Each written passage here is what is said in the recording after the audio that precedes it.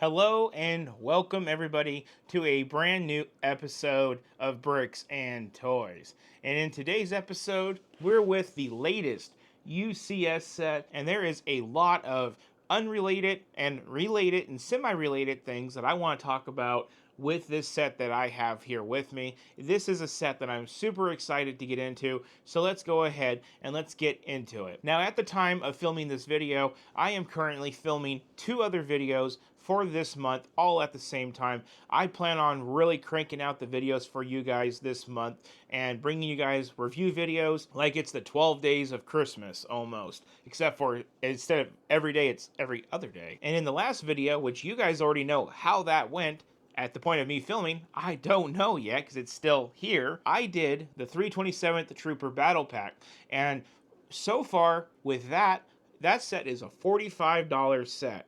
Now, what if I told you for the price, almost the price of four 258-piece Battle Pack sets, you can have a UCS ATST? Now that is the sum and probably the grand finale ending to the video that you guys just watched a couple days ago. Again, at the time of filming this, it's pretty skeptical because you guys know how that video ended. I don't. So with that being said, this is the ATST UCS Walker. It does retail for $199.99, so basically $200 here in the US. This is part of the UCS series once again. It's 18 and older, set number 75417 with 1,513 pieces. 4 battle packs is about 1,000 pieces. This one, 1,513, and not to mention, like I already said, it's a UCS set, and it is detailed. Now, this is a set that we did get another version of back in the day, and it's not really one of the more popular UCS sets, but it is definitely a UCS set that I was really hoping would come back around, and Lego showed up and Lego dropped this on us. And for me personally, one of the biggest perks with this set is I finally get to sell my Hoth ATST playset on eBay finally. I think I can get my money back on it, and since it's been retired for about a year or two now, and that's money towards this set off. So that is awesome. I only have room for one ATST at a time, and I would rather have a little bit more space taken up by a UCS set than to have a bunch of play sets floating around in my collection. But sometimes you got to buy the model that they do make and wait for hopefully a UCS version. So taking a look at our box, it is our traditional UCS box. It is all black, Greebolt bottom. Set is imposed very plainly and clear as day on the front of the box. I do like the green hue to highlight this set. I think the green hue is really fitting, as I remember the ATST Walker mostly from the third movie, which is the Return of the Jedi, when they're on Endor and these little bastards are walking around and the Ewoks are taking them out with logs. It's probably one of the most memorable places for this. Now, I do know that these are throughout the entire franchise, anywhere and everywhere, but that's where I really draw the connection to the most. On the side of the box, we got the lineup of the set in a different name, which would be Serie D Collection Supremo. We do have our country of origin, and we also have ATST in another language. I did not know letters could be rearranged in different languages to mean the same thing. This one means TSTT, but nonetheless, still Star Wars down below it. Now, on this side of the box, we do got half of the set imposed, kind of like just a gradient of it. Ultimate Collector Series down there, Star Wars logos and Lego logos up there. Looking at our top of our box, we have the kind of like a downward shot of the ATST, and you can see where it's nicely greebled. Looks pretty good. Lego and Star Wars logos. So we do get an ATST driver to sit like we have in recent UCS sets. Now let's take a look at the bottom of the box. And of course, we got our Lego app information, Lego.com, recycling, legal eagles, barcode, and all of that good stuff. And then moving over to the back of the box, this is where we get the meat and the potatoes. Again, continuing on with the black box, the green hue, and the set imposed. We can see the side profile of the set and how it's greebled in there. Of course, there's going to be lots of plates and stuff to make this set. I can see maybe a car tire usage in the middle for the pivot part from the legs to the top. We do have our dimensions right here tucked off to the side underneath our Star Wars logo, telling me that this set's going to be about 8.5 inches wide and about 14.5 inches tall. So it's going to be a little over a foot tall, which is pretty good. I am quite excited about that. We can see our plaque with our ATST driver, and then we have a few pictures down below. Picture number one is of the cockpit using what looks to be traditional cockpit Star Wars type elements for like the gauges and stuff. Our next picture is from the movie Return of the Jedi, which I could have called from the color choice to highlight the back of the set. Indoor is a green planet. That's a green hue. Okay, moving on to our third picture, we can see that it does seem to rotate around as it should with that tire element that I see in the middle, and then it does look like the blasters on each side do rotate with it. Then our final picture is of the back of this set, and it's gray bolt detail. Nothing really stands out other than just good brick built work. Now let's get our knife and let's cut open this box. I like to cut open from the bottom. We're going to have two pieces of tape, 1 and 2. Now I'm going to give you guys the first look into this set. And there you guys go. There's not that much dead space in the box. Let's do our pour. With the set all poured out, first thing I noticed after saying it in several videos, we are back to getting our book in a paper envelope. That is a relief. But in exchange for that being done right, we have the exchange of the plaque is just floating around. A plaque that has printed stuff on it. Translation, over time, you don't build this set, this might go like this or might go like this, and this writing may get chipped over 20 years, and if somebody wants to buy this set 20 years down the road and finally build it when someone's had it in their closet forever, this may not look as good as it does right now. Just a thought. Bag-wise, I'm going to say 15 bags to get this set built. Let's count them out. Okay, so I'm 11 bags sorted. I have a bag number 12, a bag number 13, and to finish it all off, a bag number 14. So I guessed 15 bags total. The correct answer, 14 bags, is what you are to expect with this set. On the side, we have our display plaque, and then we have our book. Let's get into our book. Let's see if there's any stickers or anything with this set, and also what it takes to get the set built. To open up our book, it's just going to be as easy as that. And boom, done. And I see stickers peeking out. So we do have stickers. Double check. Nope, there's nothing left in there. Beginning with our huge sticker sheet, we have 5 stickers total, 3 numbered actually. Let you guys get a look at those. So this is going to be super easy to do. They're all about 2x2 sized elements. So no big deal. Round ones, maybe a little bit fun, but at least the square ones will go relatively easy. Looking at our book, we do got a QR code for our points. This being a UCS set, I expect to see things about the ATST as we begin. And there we can see that I did predict correctly, and we are on indoor talking about the ATST and also about the set designer that does these sets. There we have some lovely Ewoks, which is always a pleasure to have. And then we have a little bit more information and a little bit more information. Then we have some really lovely concept artwork from the movie, which is really awesome. And then on page 15, we begin our actual build. So we are going to have about 514 building steps with about 277 pages total to get this built. On step 514, it does go into a breakdown where it kind of resets. And that's because you are building the stand, which does take you to page 278 with like 3 extra steps beyond that. But that is our build of our UCS ATST. I am so excited to finally be able to give this guy the good old boot and send him along his way. In recent times, this set has not fared too well for me. It constantly likes to fall over like that onto my floor. Anytime my cat walks by and sharts, it definitely falls over.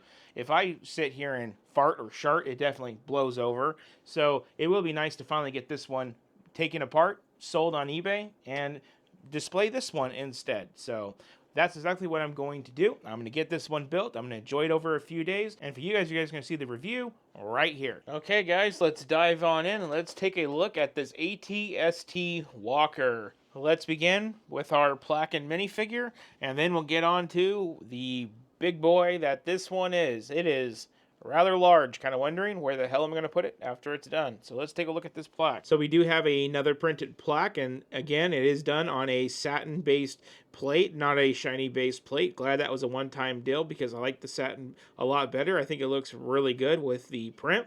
Looking at our minifigure, we only have one face with our minifigure, so no need to remove helmets or anything. What you see is what we have. Starting at the helmet, we have a nice helmet with print for the goggles. Going down to the head, we have just a, it's a medium type, grade mood face with, of course, a chin strap for the helmet. Moving into the torso, light bluish gray, shoulder print, of course, because this is a UCS set. I would expect that by now. Also have a nice torso print with front leg print and back torso print as well. No other details to note with the stand. The stand is, well, what the stand is, and it's got all the information of the set. Now taking a look at the ATST, let's kind of start off with the feet. Now both of these feet are pretty much the same with the legs. There is some small color differences with, like, say 1x1 type bricks and that medium nougat type color, where on this side it doesn't have it, like right here, 2 light bluish grays and obviously 1, minus details like that. Other than that, the legs are the same. Starting off down here, we do have the little claw, little toesy part right there. We have greebling that goes all the way up the middle. Looks fantastic. The typical large slope elements to complete the total, almost looks like a hoof type, foot. And of course there is, anti-skid pads on the bottom of the feet, which I'll show you here in a second, to complete the foot. It is a really well-built foot with plenty of room. As you guys can see, it's almost like a computer mouse size to really hold and stabilize this set. Going up the leg, we can see all the greebling. They did a really okay job with hiding all of the Technic beams. You really don't see them unless you really look, but they are all in there, and that's what's, causing the structural rigidity to hold the set up. Going up to the top of the leg, well, you can see a lot of greebling. I was hoping that maybe there'd be some function with this set of like posability, but there is not. Everything is rigid, and I honestly do not think that is such a bad thing with how flimsy these walkers can get. We do have our first sticker element right there. And then let's go over to the other side. This side is more of the same as the other side with the greebling up here at the top. The hidden beams with the Technic. Again, like I said, there's going to be some one-by type details that's a little bit different. Overall, things are the same. Taking a look at the bottom of the foot, you will see these black little 1x1 little rubber feet that are held inside of the Technic beam. I would point them out, but I'm out of hands. But you guys can see how the foot's constructed and everything with those little feet. So before we get off of the subject of legs, pretty much legs are 2 bags a piece out of the 14 bags total to make this set. The first few bags before these legs go into the next part we're going to talk about, which is that, base that basically the head of the unit goes onto. And you know what, there's not a lot of stuff with the base. It's a lot of studs, plates, tiles, things like that. We do have a car tire in there with a Technic axle rod to make that pivot. We do have greebling with a little hose down here and some other elements to make that all work. But then the interesting thing is the part you cannot really see. Utilizing my Osmo's tilting capabilities for the camera, we are looking at the bottom of the ATST walker, and this actually slides in like a shelf, and then it gets locked in using building techniques on either side, and that allows for like a reverse building technique to greeble the actual bottom of this base. Now this base is your first 2 bags of the set, and it goes in and it makes these little ledges at the end of the second bag, and that's eventually what you put your leg into. There is an extra bag after the 6th bag, so a 7 and 8 bag, to make all the fine greebling like the paint rollers and everything for the legs. Now let's talk about the head. I'm going to guess this greebled bit on the side here is the concussion grenade launcher using a wheel element and typical round elements. I like how it's smooth on the back side, which is really nice, and it does have some adjustability if you choose. Just looking at the side here, it's mostly plates, nothing to really write home about, just angles of the dangle to get the full profile of the side. Then over here on this side, I'm going to guess that this is the twin light blaster cannon. It is adjustable, and the building technique to make this sight is the same. Just again, like with the legs, occasionally we have a little, light or dark, whatever you call a nougat type brick thrown in there to change the color. Going over to the back of it, again, we have a plate-based design, and then we do have some thrown off colors with the nougat again here in the back. I like how these pieces are basically built to be like kind of semi-floating, making it look really nice with the layering and the depth of the set. And then of course we got some printed elements back here. And then we have the traditional use of like hollow studs, these little clips and stuff for greebling, and these radiator grills. Also, while we're back here, we can take another look at the back of the base and the legs back here. At the back of the base, we can see we got these hay bale bricks and stuff covered up with these corner type plates. And then coming on down here, we can see the greebling that's done on the back part of the leg to really hide all the ugly of the leg. Even as far as using some 1x4 tiles to complete that leg connection. Even though it's not really connected, it's just greebling for the most part. Over here on this side, besides color differences like down here, it's pretty much the same thing on the back of the leg. As we come around to the front, I almost forgot to mention, we do have the same stickers on this side as we do on the other side. So that's our second sticker of the kit. Now let's take a look at the front of this guy. We have these little little armor above the eye holes of the set, the window holes, whatever you want to call them. And then other than that, everything's tiling and plate work with angles until we get down to the chin mounted blaster cannons, which we can see right there. And that is all nicely greebled in from parts to here, up to here, and all the way up to the top. I think that looks really nice, and it has some adjustability as well when it's not getting kind of caught up on the actual front plate of this set. There we go. Now here at the top, we have more greebling using the traditional clip-in pipes. That's pretty standard issue stuff with Star Wars. More radiator grills, again, standard issue stuff. We do have a little entry hatch, so we don't have to open up the full lid. But if you wanted to open up the full lid, well, we can just by doing that. There is kind of a weird angle of the dangle to get that fully open because it does pivot with all these different points of attachment. Now, looking inside of the interior, we can see our next two sticker elements, which is going to be right there, and our last sticker element, which is going to be right here in between the windows with that green right there. 4 printed elements for the control panel and greebling for like the controls. I like how they got the brown and the black seats to kind of look different amongst all of this light bluish gray. Not a bad cabin. To close your lid, it's as simple as putting it like that and give it a push and then push that down. It is kind of annoying that you can over push that in and it looks kind of uneven. You got to pick it back up and straighten it out, but that's not all that bad. I really think this is a good looking model, and I think we've covered most of everything. So now, well, I guess we got to go in and wrap up this video, so let's go do that. So here at the back end of this video, this is kind of a self-reflective point. For a long time with building Lego Star Wars sets, I'm always kind of caught in between the place ship and the real ship, the UCS ship.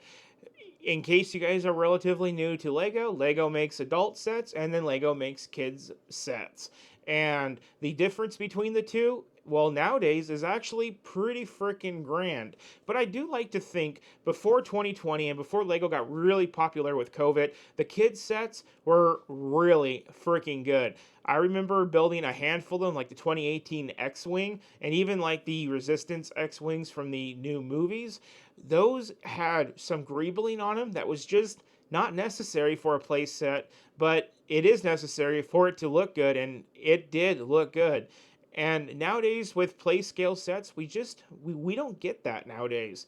So when it comes to wanting really good detailed Star Wars sets, the 18 on the packaging is where it's at, and you really get a heavily detailed set. And until you actually build a UCS set in comparison to build another type of set, like a play set version of the same thing, we all really don't know the difference. And with this point of reflection is the AT-AT Walker. I'm not talking about this one, I'm talking about the 4-legged one from The Empire Strikes Back. I know we just lost it and it went on to retirement, and it was one that I made a video about a long time ago of saying we don't need the UCS version when we can still buy the Playscale version.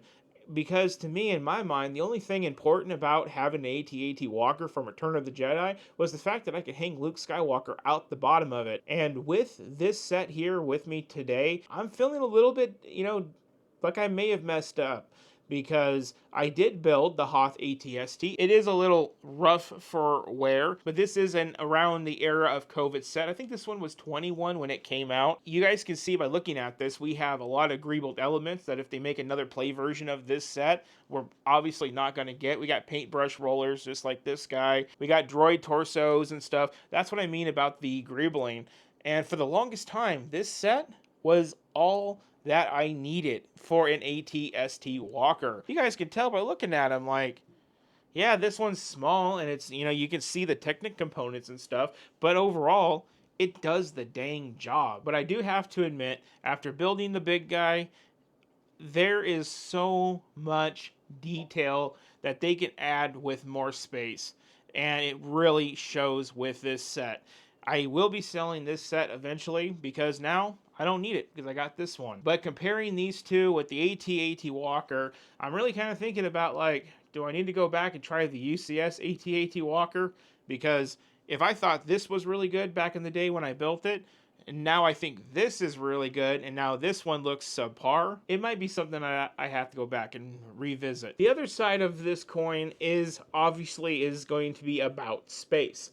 When I left Las Vegas, I had a lot of UCS sets. I had the Venador, I had the Millennium Falcon, I had the Republic Gunship, just to name a few. And those sets did not make it back here. The Razor Crest from The Mandalorian almost didn't make it back, but my apartment had a shelf space that just ironically fit it, built into the apartment that was built in 1980, and it was meant to be, so that one got spared. So when you are doing UCS sets, you do have to consider this. For my Republic Gunship, I have gone back to 2013, and I bought the Play Republic Gunship. And again, like I said, with the greebling and everything, the set looks almost UCS quality back in 2013 because LEGO just did it on another level for their play type sets. So that one's got a substitute, and that fills the void that I have for that specific Star Wars set. I could not replace that set with, say, a UCS set. So that is one of the type of things that you do have to think of. For like the Venador, I am looking into an older Venador play scale ship so I can get a Venador back in my collection that I can actually fit on one of my shelves. The same thing, I got the 2019 Millennium Falcon down here at the bottom to replace the Millennium Falcon that I had to get rid of when I moved. And lastly, for an example of this, I got the Batwing instead of the large 2020 or 2021 Batwing because of space.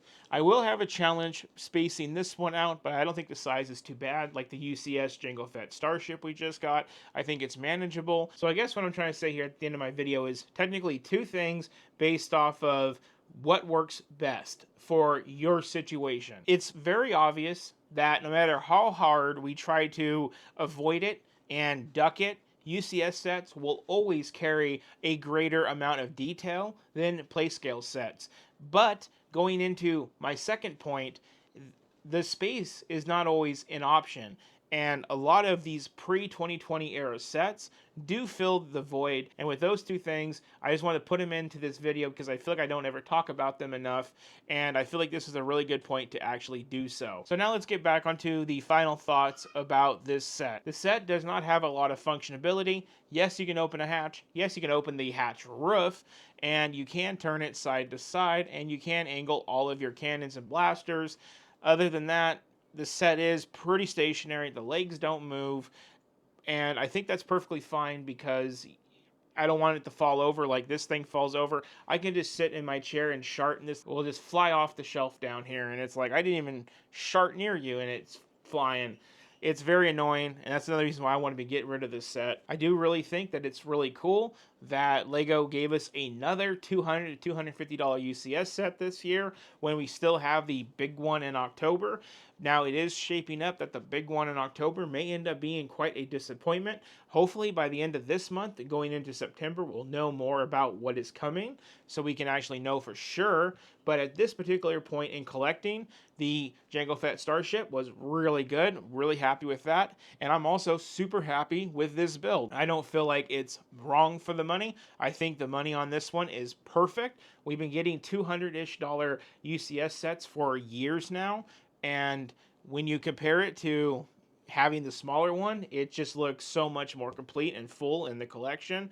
And with that, guys, I do recommend this set. I do think it's an okay first day buy. Now, all of the light bluish gray may not be your tone, and you may feel a little bit different. And if that's what's holding you back on this set, then there is plenty of 2x points days, and there is always a sale towards the end of its life. Or you can buy a crushed box one on eBay. That's probably discounted as well. But overall, I'm very happy with this set. This is a more forgettable set, just like the original UCS set of this was also forgettable. So sadly, it's not going to be one that we're always going to remember. I even had to remind myself 3 times at Lego to buy the dang set. And I'm glad that I remembered before I finished, stacking my boxes before I checked out, because this one is just going to look so cool with all of my other grand Star Wars sets, and I think it will look great in your collection too. So with that, guys, I don't have much more to say. So if you guys like this video, please consider hitting the subscribe button to follow along with everything that we do here. As usual, share the video with a friend, hit the thumbs up, the like button, drop your comments down below. I want to know what you guys think about the UCS ATST, and do you guys think that it's worth going the full 200, or do you guys think it's perfectly fine to be chilling with the 2020 or whatever it is, Hoth ATST, for instance? Or do you guys think that there's some place ships that are even better than the UCS sets? Throw that out there and see what you guys say. Love to talk with you guys as usual. Up next on the channel, we are now going to Technic. So we went Speed Champions to Batman to Star Wars, and now we're going to Technic to do one of our 3 Technic builds of the month. So I hope you check that out. That's going to be with the Ford Bronco. And with that, thank you guys so much for watching. We'll see you on the next one. Y'all have a good one.